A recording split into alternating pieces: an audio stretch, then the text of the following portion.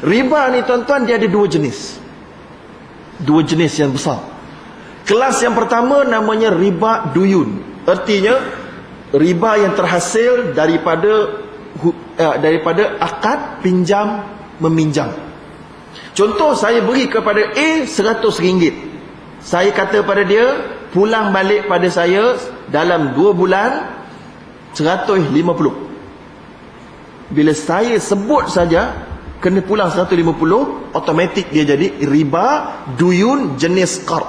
Sebab sekarang ni pinjam tu, faham tak? Pinjam tu apa dia? Pinjam tu dalam bahasa Arab namanya qard. Pemberian pinjam. Pinjam ni Allah, Islam halal ke haram? Pinjam. Hukumnya Allah halalkan. Malah disebut dalam hadis Nabi yang sahih, pemberian pinjam itu lebih besar pahalanya daripada sedekah 18 kali ganda. Kenapa? Kerana pinjam ni, bila mana ditanya oleh para sahabat, sebab apa pinjam itu ditanya dalam hadis tu, ditanya, Nabi tanya pada malaikat, kenapa pinjam ni lebih besar pahalanya? Maka dijawab oleh Jibril alaihissalam, kerana pinjam ini kamu berikan kepada orang yang sangat memerlukan ketika itu, kamu beri sebagai pembantuan, belas kasihan, beri bantu ke orang. Maka pinjam dalam Islam hanya ada satu jenis, satu, namanya qardul hasan, ataupun dalam bahasa Inggeris benevolent loan, ataupun good loan. Pinjam 100, pulang 100, full stop. Tak boleh buat untung melalui pinjam, tak ada. Sebab itu bank-bank Islam di Malaysia tidak menawarkan pinjaman secara Islam, tak ada. Itu tuan-tuan yang salah panggil. Mereka tak beri pinjam, mereka beri financing, pembiayaan. Mereka buat jual beli dengan tuan-tuan. Jadi itu dia, beri 100 kena pulang 100. Kalau beri 100 pulang 120, riba. Kalau beri 100, cakap dengan dia, kamu pulang 100 tapi saya biasa kalau saya beri pinjam ke orang main bagi lebih ke, tapi insyaAllah tak apalah. Itu pun riba juga. Sebab dia nak bagi orang tu faham, dia cuba buat helah. Dia buat helah. Ataupun dia sebut, dia kata apa nama tu, ni aku pergi pinjam 100 ni, tapi aku beri pinjam qardul hasan ni, kau pulang 100 jugalah. Tapi kan Nabi cakap siapa bagi pulang lebih itu terpuji. Dia kata pandai-pandai nak beri tazkirah lepas tu kan. Ini pun sama, sebab memang betul. Nabi SAW sebut sebaik-baik peminjam adalah ahsanukum qadaan. Kamu yang beri pulang balik duit, dia beri lebih, dia beri dengan something hadiah sebagai terima kasih dia. Tapi you tak boleh beri hint. Siapa-siapa yang beri pinjam tak boleh, Nabi kata beri pinjam beri lebih tu dapat pahala, tak boleh. Itu tricky. Itu sebenarnya helah riba. Walaupun dia tak tentukan berapa nilai dia, tetapi dia tetap jatuh dalam bab riba sebenarnya. Baik, perlu dipahami juga pemberian pinjam ni, sebab saya dah kata tadi, dia dalam Islam dia pembelas kasihan, maka kita tak boleh ambil apa-apa advantage daripada orang yang meminjam. Disebutkan dalam sebuah hadis, walaupun hadis ni mempunyai perbincangan dari sudut kekuatan sanadnya, iaitulah kullu qardin jarra naf'an fahuwa riba. Setiap pemberian pinjam yang memberi sesuatu benefit, manfaat kepada orang yang memberi pinjam, ianya adalah riba. Walaupun hadis ni ada fihi maqal, ada komentar, tetapi telah ijma' disebutkan oleh Imam Ibn Qudamah dalam kitabnya Al-Mughni, bahawa setiap pemberian pinjam yang memberikan benefit telah pun diijma'kan hukumnya adalah riba. So jadi dengan ijma' dan dengan nas, kedua-duanya adalah riba. Bentuk yang lain, saya beri pinjam motor. Nak pinjam motor, saya beri pinjam motor saya dengan syarat, saya kata isi minyak penuh. Isi minyak penuh tu riba hukumnya. Tuan-tuan jangan tak faham. Kena faham. Sebab beri pinjam motor dengan syarat isi minyak penuh, riba. Sama tak? Sama.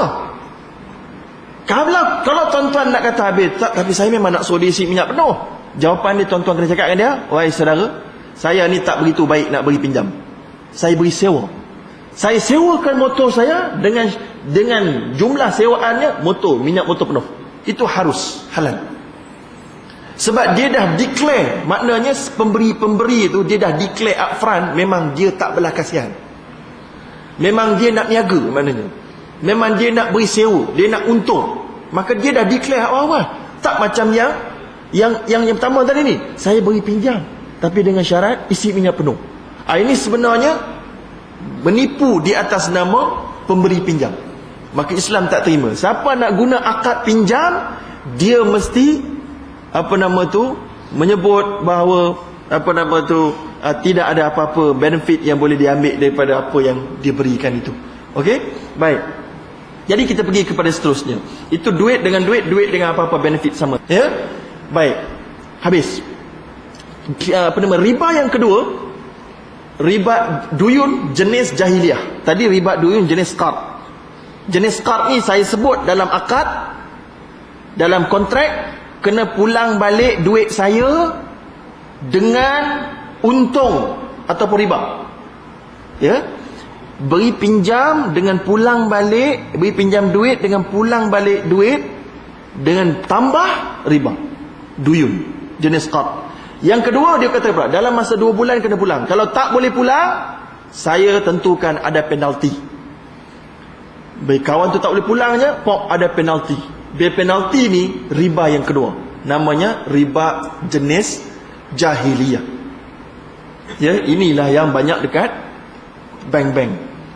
Ya, orang kata bank Islam pun ada agak Ustaz. Macam mana tu? Jawapan dia memang riba.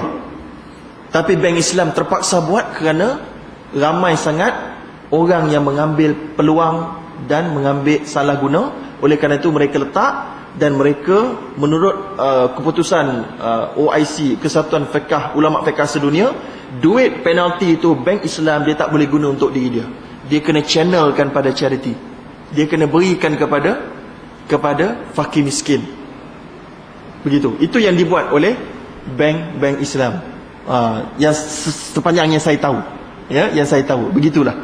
Yang itu dinamakan, kalau saya tak tahu ada orang yang cukup dalam atau tak dalam, saya nak beritahu pada orang yang erti, dinamakan iltizamut tabarruk.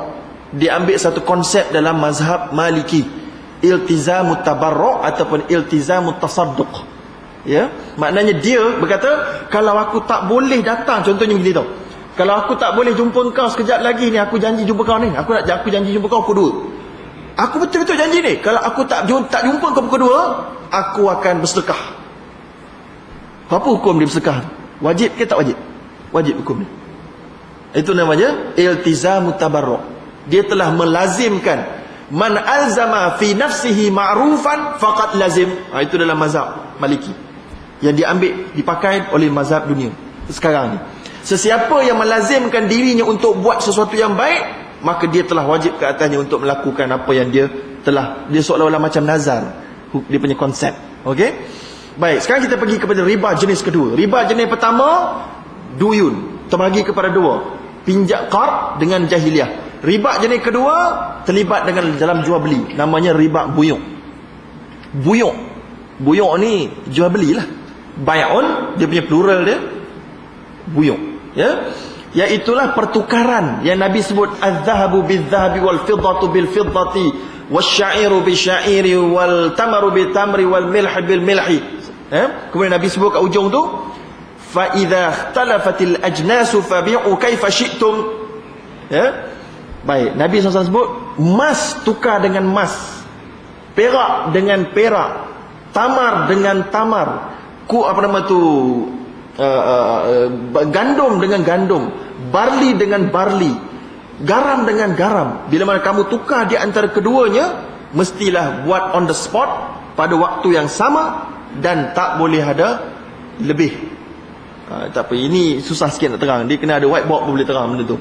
Cuma saya nak beritahu, mata wang ringgit Malaysia, saya beri dalam contoh mudah. Kalau tuan-tuan nak pergi Brunei contohnya, tuan-tuan pergi ke counter money exchanger nak tukar duit Brunei, tuan-tuan bagi ringgit kan.